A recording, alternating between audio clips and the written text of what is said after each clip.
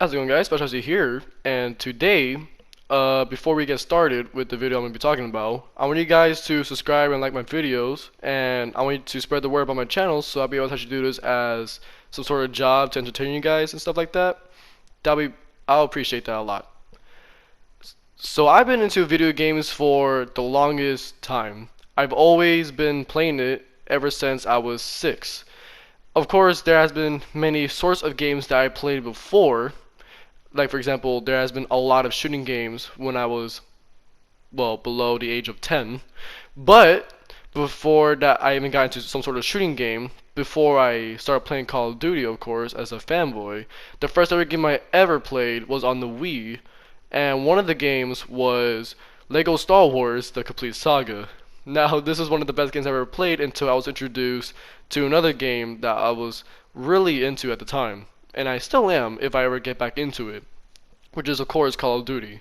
But one of the oldest ones, not the new ones that came out, of course. They're not really good. But I'm really hoping, of course, that Modern Warfare is amazing, and I haven't still tried out the mobile game. So yeah, I've been into many types of games. As I said, I've been into Lego Star Wars, but I lost interest ever since because I don't have the game anymore. I've also been into other games, for example, sometimes role-playing games like The Last of Us. It's not even a role-playing game actually. That's like a story mode or adventure game. And there's other ones like Undertale or Deltarune, or even some other games that I got into, of course, which is Dragon Ball Z Fighters, which is one on the screen right now, which is a fighting game. I'm not really into strategic games or games that involves using my brain. For example, League of Legends or World of Warcraft, because I'm not really into it. I'm more into like the more chaotic gameplay, like Team Fortress 2, or some other games that are very chaotic, as in sometimes Battlefield. I do play that sometimes, but I kind of lost interest ever since they released Battlefield 5. So yeah, I've been to many series of games, and they're actually pretty good games if I look back at it. So of course, you would always know me as someone that loves playing games or just a gamer.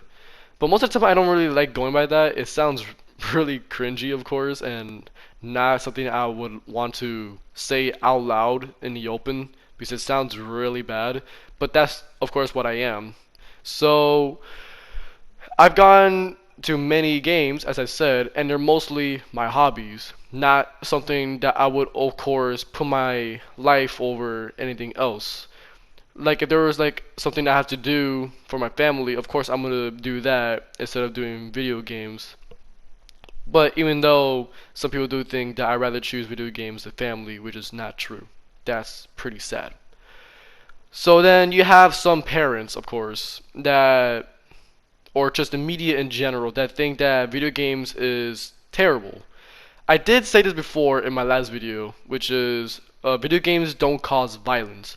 And I still stay by that statement that they don't cause children or teens to have violent behaviors or harmful behaviors towards others, which is true. It's a fact. It's not something that's an opinion. It's a true fact that has been documented for a long time. And of course, scientists has proven many times that this has nothing to do with social media or video games in general. So now media is calling video games a sort of drug or a mental illness, which of course is not true. It's a hobby. It's something that most people, mostly men, there are some women of course, but most of the time the male population dominate the gaming community. You'll get some girls, but of course, you'll mostly see a male or a man playing games. So, of course, when the media or just feminism, of course, there's always going to be some sort of feminism within the community, that they think that it's mostly towards men and that it doesn't act towards women politely, even though some of the games that you play, or just all of them in general, they don't care about how you feel. They just want you to have a great experience in the game. For example, there was going to be a controversial scene from what I've heard in the new game that's coming out later, maybe this month or next month, if I remember, which is Modern Warfare. So they said they were going to have a controversial campaign or a mission within the campaign, kind of like Modern Warfare 2 No Russian, which is a very controversial mission, which of course they also said that you could skip this mission if you want, which of course the media does not care. They still think that you're going to promote terrorism, even though that's not what it's going for. It's just going for an aesthetic kind of thing. It wants you to feel horror for war, which is something that got me really scared later on when I thought about it when I was 13. And I did that mission with no hesitation. That's pretty scary. So yeah, the gaming community in general has shaped me in a way that made me appreciate life a little bit more.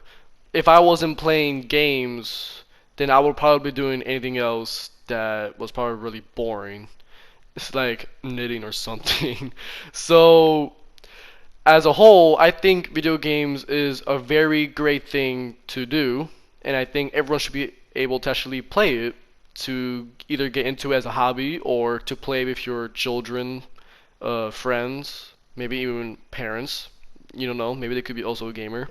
For example, I have a dad who likes playing games. Now, at the time, he couldn't do it until later on. He got a machine, an arcade machine that was back in the day, had Mortal Kombat 1, 2, and 3.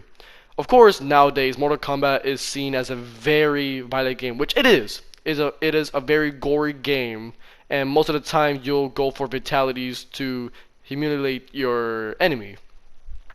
And then, so of course, it's gonna cause some controversy about the kids, the poor children will see all this. When in reality, the kids have seen a lot worse, and it's not worse than gore. I've seen so many compilations, and I've also been in part of them.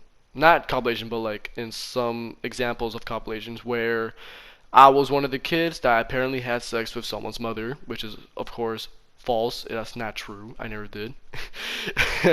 I'm not part of the Xbox community. I swear. I'm on a PS4. Now, it's mostly on Xbox and PS3 when kids either get bullied for thinking they did such a thing or they get made fun of because of them being squeakers. Have you guys heard of that? Ever? Because everyone has been called a squeaker one way or another, and it's pretty funny when the older people that play the game are not calling the kids squeakers when they were also once a squeaker, which is funny. It goes all around, of course. I was one of them. I did talk on a mic, and I regret it to this day. And yeah, when later on, as I got older and I saw a lot more kids playing these M-rated games that they're not supposed to play. Now, of course, I can't talk. I'm also not the legal age to play these games. I'm not 18. But at least I have a mind of some sort of mature adult that knows that these games will not influence me to hurt anyone that's within my proximity. Call of Duty was such a hard time for me because I got bullied a lot on Call of Duty, especially with my voice. Not mostly for my skills, but my voice, and that was basically it. So later on, now you got kids playing GTA 5, Mortal Kombat, now more gory games like Call of Duty as well. Now, of course, Call of Duty is not mostly for its gore, but it's mostly for its story and multiplayer. And to me, I don't know why these kids who are like 6 or a fetus would play these games when they don't know what the hell is going on in general. And the reason being is because these parents don't care about their kids. And I'm not saying they don't care about the kids as in they're abusing them in any shape or form. I'm saying they just don't care about their mentality or how they are in general. So they're like, oh, it's a fun game. Go play with your friends. It's a gory game, but hey, whatever. You can have fun and not bug me about it. That's basically how most parents go. As long as they're not getting bugged by their kids, then they're okay. But of course, that was not my parents. It was kind of weird when my mom figured out that I was playing a game that involved swearing, guns, violence, zombies, those kind of normal things. And my dad didn't care, of course. It's a game, it doesn't matter, it's not real life. And later on, as I went on in my life, I saw a lot more younger kids playing these really violent games that they shouldn't be playing because they're not gonna know what's the thing behind them, or they don't know what's going on, or they're just really young, of course, as I said many times. And these kids will then later on get blamed for certain things that they're not responsible for when the parents are the ones that bought them the game, that of course the cash register or the people that work at the cash register always said that this is an M-rated game. Are you sure you want to buy this game for your child? Which of course, with no hesitation, you would say, "Oh, it's okay. It's not like it's gonna make him violent or anything." That's what they always think, even though that's not the case. They're not gonna become violent. They're gonna become brats. And that was kind of my thing. That was also kind of my parents in some way.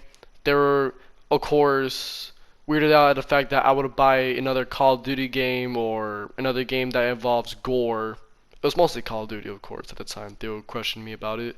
So I would always say like, "Oh, it's not like it's gonna make me violent. Don't worry, mom. I'm not gonna hurt someone because of it." Which that's not what they would think about. But I know that one way or another they're gonna say that to me, which I don't know why I would think about that.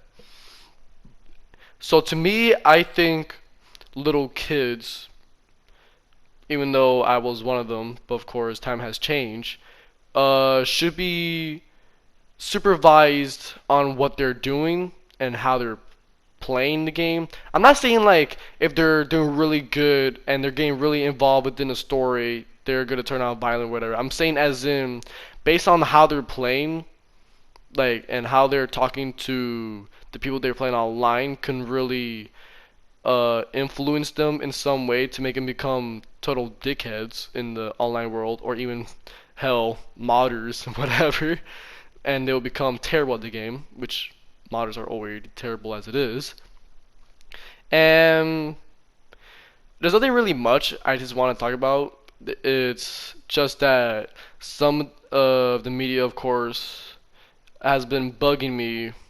How they think that kids are violent because they're playing a certain game that they also bought for them. And in conclusion, kids don't know what they're doing. They're gonna be stupid. And even though the parents are supposed to be their influencer, their parents are also idiots. They're not smart and they don't care about their children. And you could kind of turn that on me, but then again, I'm not, trash talking to other people. I only do it when you're gonna do it, so don't trash talk. It's not gonna get you anywhere at all. And yeah, that's basically it. And please make sure you subscribe and like my videos. This is just a topic I kind of wanted to get into. It's nothing serious, and I don't really know. I don't have a script, of course, so I'm not gonna. I'm just gonna think of things off the top of my head. And yeah, I'll see you guys next time.